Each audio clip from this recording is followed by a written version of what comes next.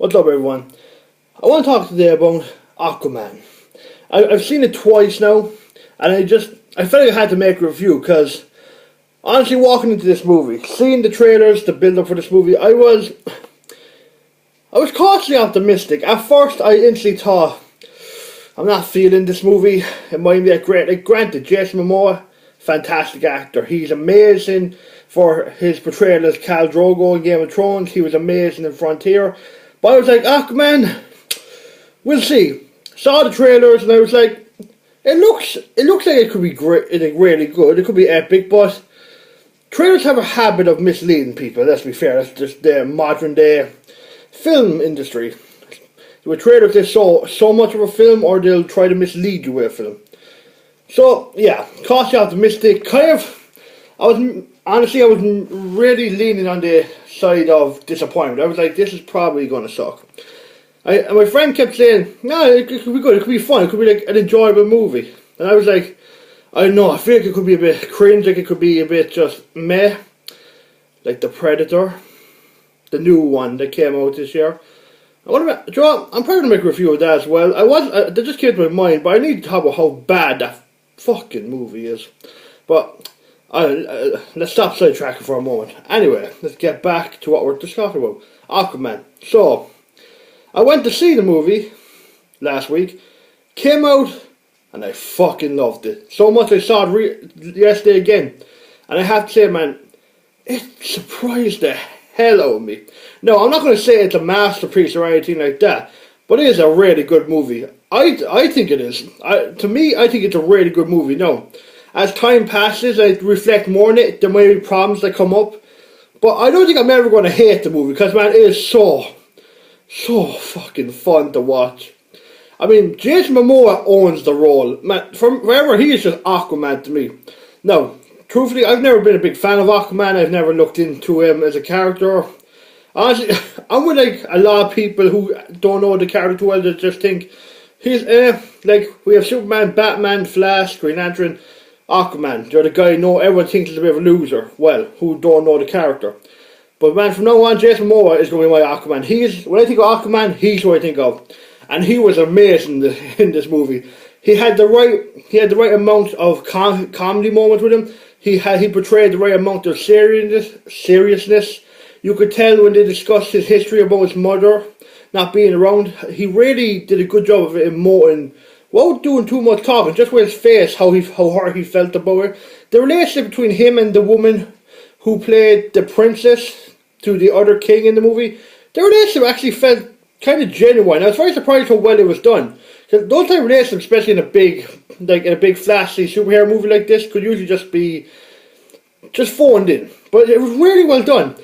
And man, I can't believe I'm sitting here, right, on YouTube talking about how good Aquaman is. I'm actually flabbergasted. I am bemused. I am just amazed by it. And I have to say, man, this is going to sound crazy, right? But it's probably, oh boy, oh god, this is going to shoot my credibility down the fucking tube. So who gives a fuck? Aquaman may be up there as my second favourite movie I've seen this year.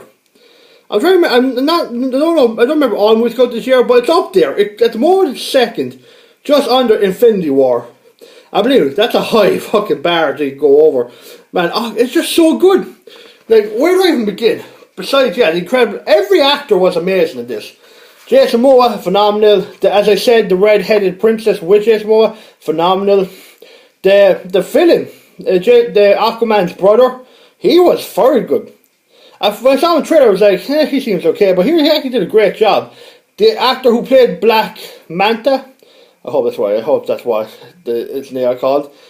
Man, he looked badass. He had his badass presence around him from the minute he came into the movie. Like, he had his badass presence the second he stepped in the first scene in Submarine. No, there's going to be spoilers in this. I should have said it earlier. There's probably going to be some spoilers in this, so if you're going to see the movie and you don't want to spoil, I suggest leave now. But for other than that, man, Black Manta, that guy.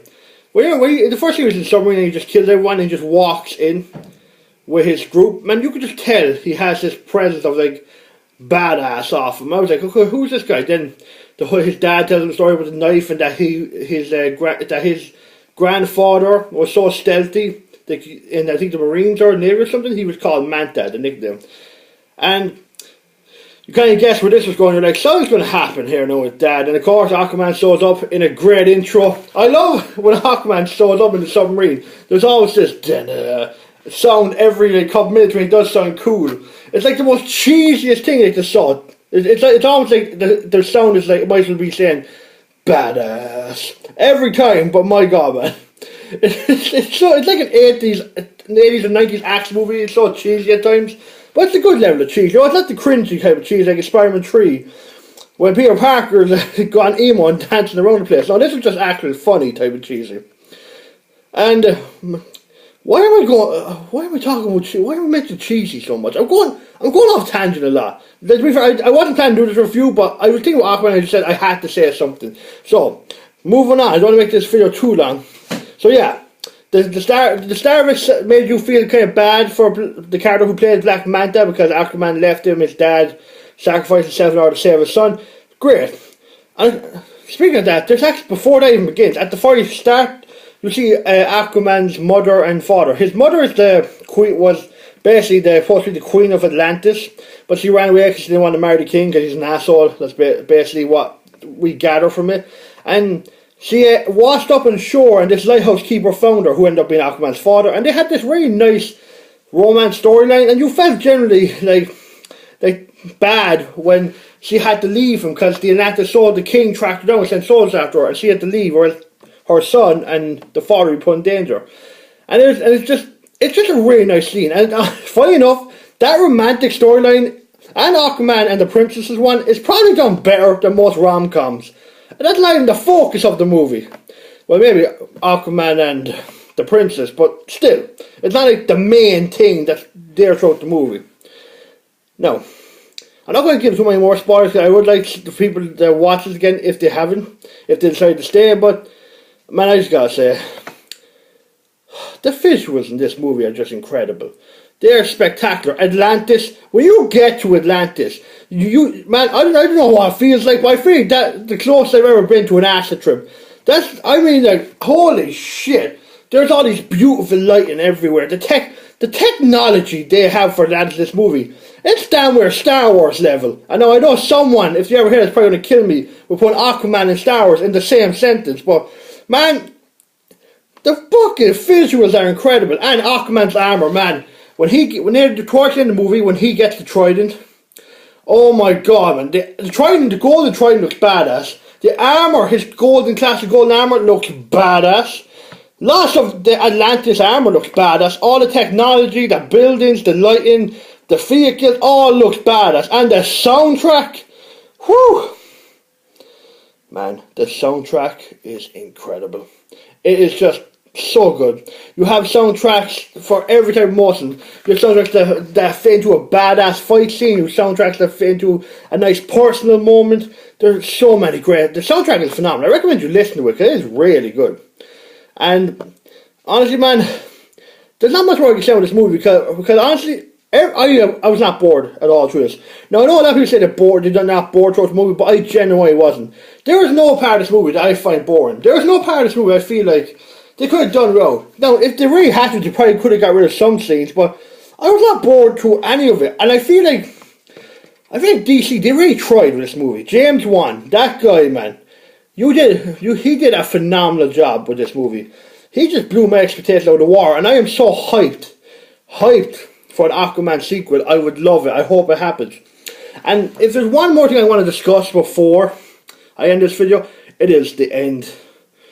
Whew, the last 20 minutes to half an hour of this movie is phenomenal. It's a giant war between Atlantis versus the kingdom of Bryn. It's the crab people, crustacean people.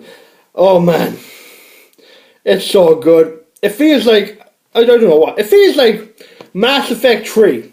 If you ever played the game Mass Effect 3, like, there's a cutscene in that towards the end, and basically there's this big space battle. It feels like a giant space battle but underwater. And it's just incredible. You see all these jellyfish ships battling these giant crab ships. And man, it's just chaos. It's like Lord of the Rings level. It's like Lord of the Rings and Star Wars mixed, put underwater. Man, I know that just sounds crazy, but man, when you see this, you understand what I mean. It is so much fun.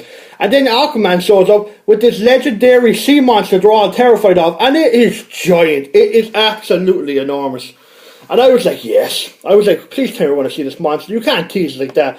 And we did, and it's even more impressive than I ever could have imagined. It's like a mix of a kraken, a kaiju, have a bit of Godzilla put in there, an octopus, a T-Rex. Man, you have to see this thing to believe it. It is insane. That thing alone could have just taken the army. Whew, I don't think I've been rambling, but this movie, I hope I'm getting across how much I like this movie and how fun it is. If you haven't watched this movie, you need to go see it. It is so much fun. You will not regret it. You may not think it's a great movie, but I guarantee you will enjoy yourself. That is something I guarantee. It is such a fun movie, and I am so happy they did well. And I really hope they do a sequel, and I hope it's just as good, if not better. Thank you for listening to this video. I hope you enjoyed, and I'll see you next time.